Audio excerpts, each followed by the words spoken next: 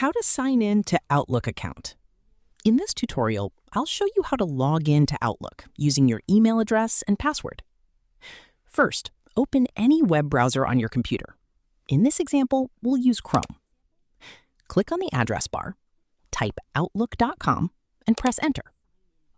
Once the official Outlook website opens, click the Sign In button in the top left corner.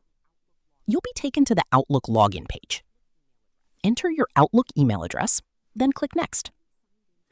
Now enter your password and click Next.